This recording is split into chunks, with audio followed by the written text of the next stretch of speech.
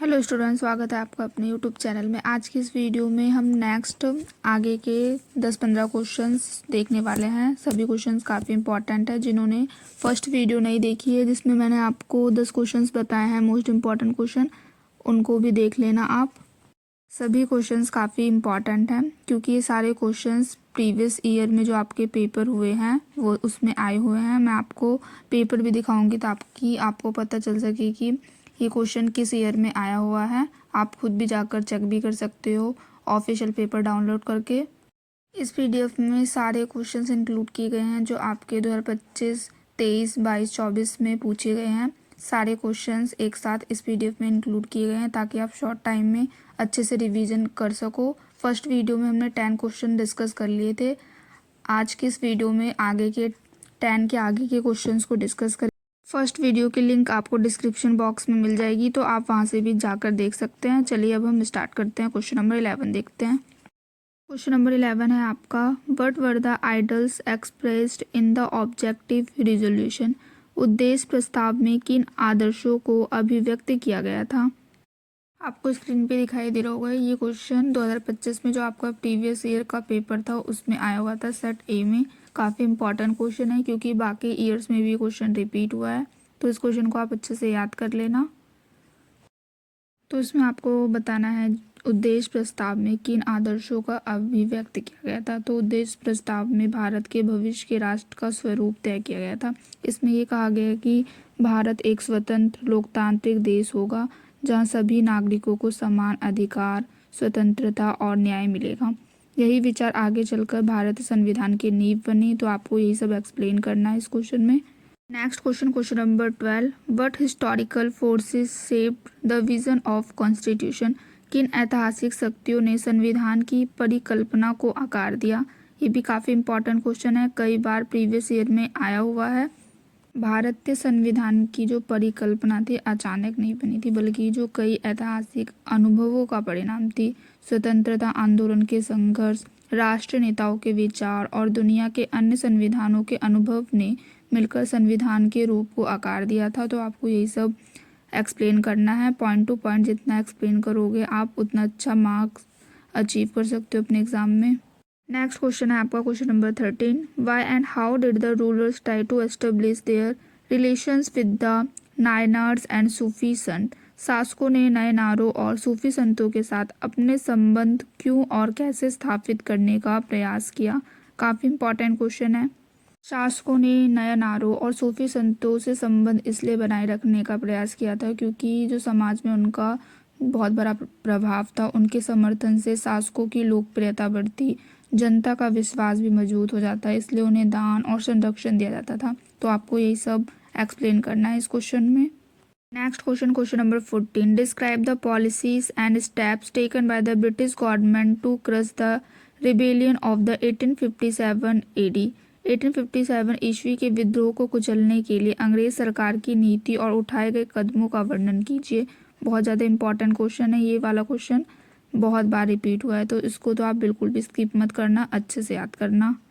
1857 की जो विद्रोह को दबाने के लिए अंग्रेज सरकार ने कठोर नीति अपनाई थी। उन्होंने अतिरिक्त सेना भेजी, विद्रोहियों को कड़ी सजा दी और प्रशासनिक नियंत्रण को और मजबूत किया। इन कदमों से धीरे धीरे जो विद्रोह था वो खत्म हो गया था। तो आपको ऐसे ही एक्सप्लेन करना है इस क्वेश्चन में। एक बार आप पढ़ लोगे तो अच्छे से इजीली इसका आंसर दे सकते हो आप। Next question, question number 15, to what extent did the religious beliefs play a role in determining the events of 1857 AD. 1857 ईस्वी की घटनाओं को निर्धारित करने में धार्मिक विश्वासों की किस हद तक भूमिका थी। 1857 के विद्रोह में धार्मिक कारणों की बहुत ही भूमिका थी। जैसे कारतूसों में चर्बी की अफवाह से सैनिकों की धार्मिक भावनाएं नष्ट हुई, लेकिन इसके साथ राजनीतिक और आर्थिक कारण भी उतने ही महत्वपूर्ण थे। इसलिए विद्रोह को केवल धार्मिक कारणों से नहीं हुआ। तो आपको यही सब पॉइंट्स एक्सप्लेन करने हैं इस क्वेश्चन में। Next question, question number 16, the Harappa had contact with the remote areas, give example. Harappa वासियों को दूर दराज क्षेत्रों से भी संपर्क था, उदाहरण दीजिए। वाला क्वेश्चन भी आपका 2025 में आया हुआ था प्रीवियस ईयर पेपर में। काफ़ी इंपॉर्टेंट क्वेश्चन है, तो आप इसको भी अच्छे से याद करना।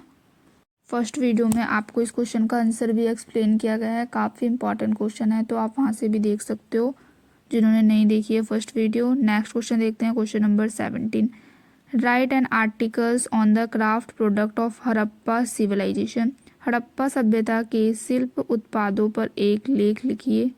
हड़प्पा सभ्यता के जो लोग थे वो शिल्प निर्माण में बहुत ही कुशल थे। वे मनके, मिट्टी के बर्तन, आभूषण और धातु की वस्तुएं बनाते थे, जो उस समय के विकसित शिल्प उद्योग को दर्शाती है। तो आपको ऐसे ही एग्जाम्पल के साथ इस क्वेश्चन को एक्सप्लेन करना है। Next question, question number 18। Explain the teachings of Guru Nanak Dev ji. Did they want to establish a new religion. Guru Nanak Dev जी की शिक्षाओं की व्याख्या कीजिए। क्या वह कोई नया धर्म स्थापित करना चाहते थे?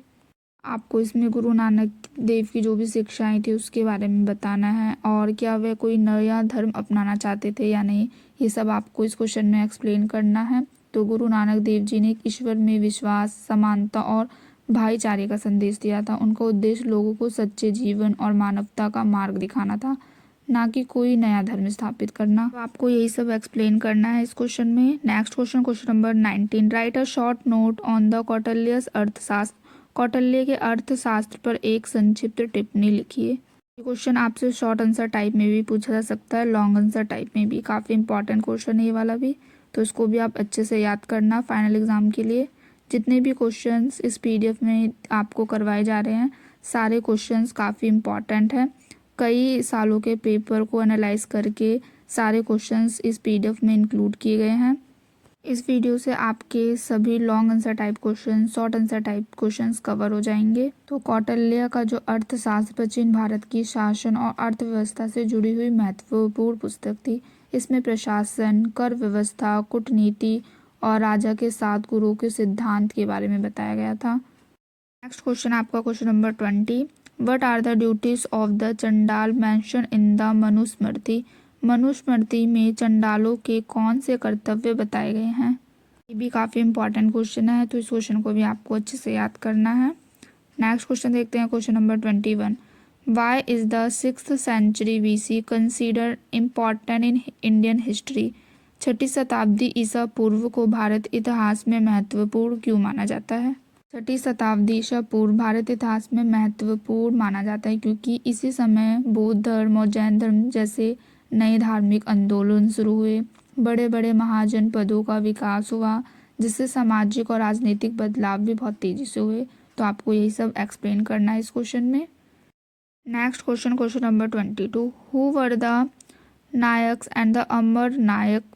Describe their role in the administrations of Vijayanagar. Nayak और अमर नायक कौन थे? विजयनगर के प्रशासन में उनकी भूमिका का वर्णन कीजिए।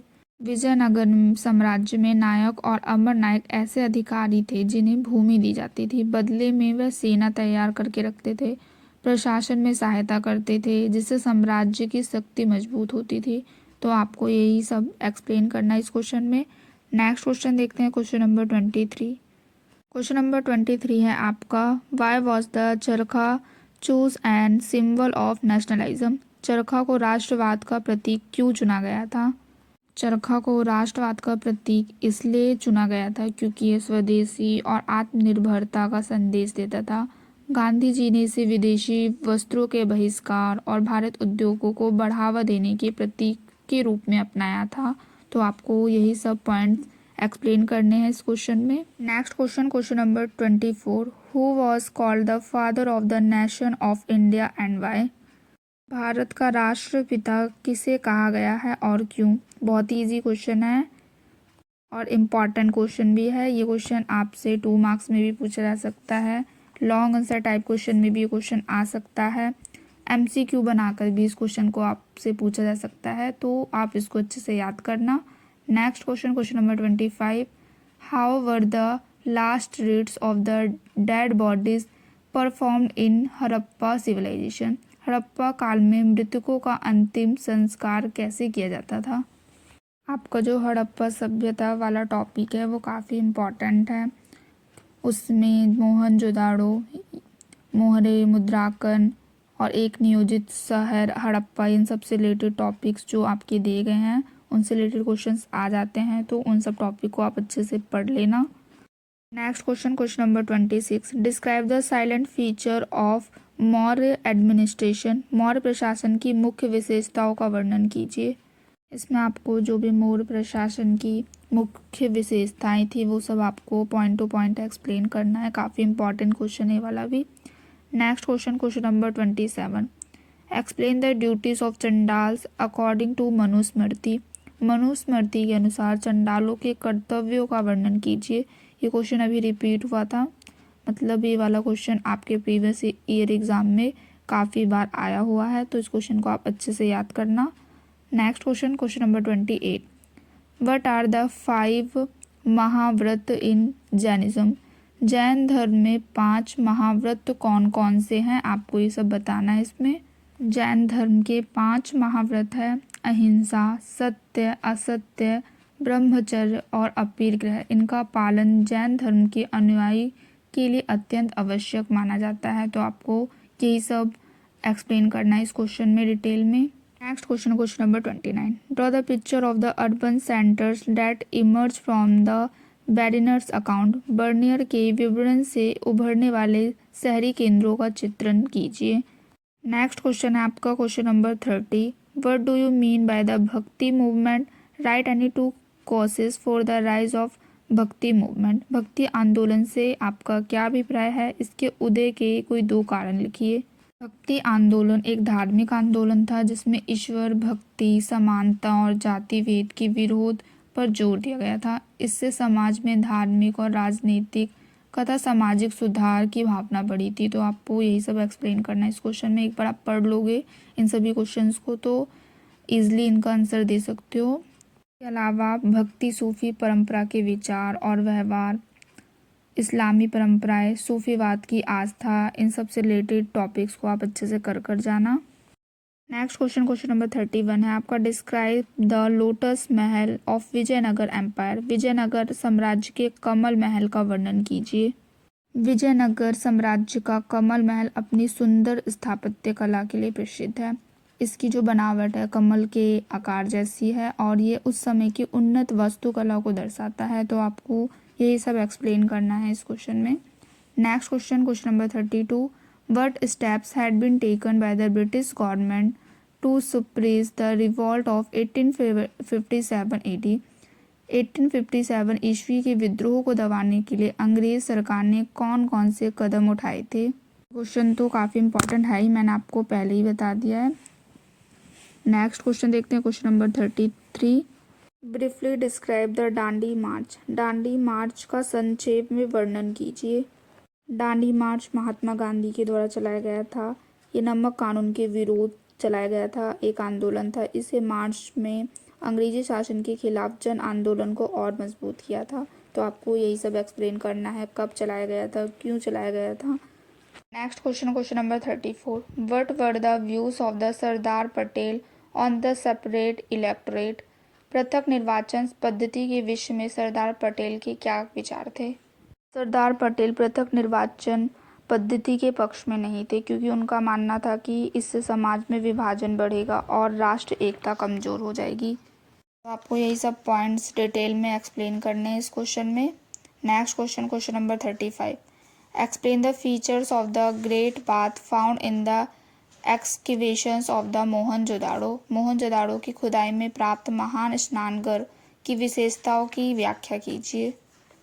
ये वाला भी काफ़ी इंपॉर्टेंट क्वेश्चन है। ये वाला कई प्रीवियस ईयर में भी आया हुआ है ये क्वेश्चन, तो आप इसको भी एकदम अच्छे से याद करना। नेक्स्ट क्वेश्चन देखते हैं क्वेश्चन नंबर 36। क्वेश्चन नंबर 36 है आपका, throw light on the raw materials for the craft productions in the Harappa civilization. Harappa सभ्यता में शिल्प उत्पादन के लिए पत्थर, धातु, मिट्टी और अर्धकीमित पत्थरों जैसे कच्चे माल का उपयोग किया जाता था, जिससे विभिन्न प्रकार के आभूषण और वस्तुएं बनाई जाती थी। तो आपको यही सब एक्सप्लेन करना है इस क्वेश्चन में डिटेल में। हिंदी में भी दिया हुआ है ये क्वेश्चन, आप देख सकते हो। हड़प्पा सभ्यता में शिल्प उत्पादन के लिए प्रयुक्त कच्चे माल पर प्रकाश डालिए। नेक्स्ट क्वेश्चन है आपका question number 37, describe the life and teachings of Mirabai. Mirabai के जीवन और उपदेशों का वर्णन कीजिए। मीराबाई कृष्ण की महान भक्त थी। उन्होंने अपने भजनों के माध्यम से प्रेम, भक्ति और ईश्वर के प्रति समर्पण का संदेश दिया। तो आपको यही सब एक्सप्लेन करना है इस क्वेश्चन में। काफ़ी इंपॉर्टेंट क्वेश्चन है ये वाला भी। Next question, question number 38, describe the main teachings of Sikh धर्म। सिख धर्म की मुख्य शिक्षाओं का वर्णन कीजिए। सिख धर्म की जो मुख्य शिक्षाएं हैं, एक ईश्वर पे विश्वास रखना, सभी मनुष्य को समान समझना और सेवा जैसी भावनाओं पर आधारित है। आपको यही सब पॉइंट्स डिटेल में एकदम अच्छे से एक्सप्लेन करना है इस क्वेश्चन में। Next question, question number 39, describe the non cooperations movement headed by the Mahatma Gandhi. Mahatma Gandhi द्वारा चलाए गए असहयोग आंदोलन का वर्णन कीजिए। इस क्वेश्चन में आपको एक्सप्लेन करना है असहयोग आंदोलन कब चलाया गया था, क्यों चलाया गया था। जैसे असहयोग आंदोलन महात्मा गांधी द्वारा चलाया गया एक सबसे बड़ा जन आंदोलन था, जिसमें लोगों से अंग्रेजी वस्तुओं का बहिष्कार करने और सरकारी संस्थानों से सहयोग न करने की अपील की गई थी। यही सब पॉइंट्स आपको एक्सप्लेन करना है इस क्वेश्चन में। Next question, question number 40, what do you mean by the Sangam literature. Sangam साहित्य से आप क्या समझते हैं। ये भी काफ़ी इंपॉर्टेंट क्वेश्चन है, कई बार आया हुआ है प्रीवियस ईयर में, 3 मार्क्स में भी आ सकता है ये क्वेश्चन। तो ये सारे मोस्ट इम्पॉर्टेंट क्वेश्चंस हैं आपके हिस्ट्री सब्जेक्ट के। 10 मोस्ट इम्पॉर्टेंट क्वेश्चन हमने फर्स्ट वीडियो में डिस्कस कर लिया था, बाकी के इस वीडियो में कंप्लीट कर लिया है। जिन्होंने वो वीडियो नहीं देखी है, आप उसको वीडियो को भी देख लेना। इस वीडियो को अपने फ्रेंड्स के साथ भी ज़रूर शेयर करना। वीडियो कैसी लगी कमेंट बॉक्स में ज़रूर बताना। अगर आपने अभी तक चैनल को सब्सक्राइब नहीं किया है तो कर लो, ताकि जो भी नेक्स्ट वीडियो डाली जाए आपको तुरंत उसकी नोटिफिकेशन मिल जाए। बाकी मिलते हैं नेक्स्ट वीडियो में। Thanks for watching.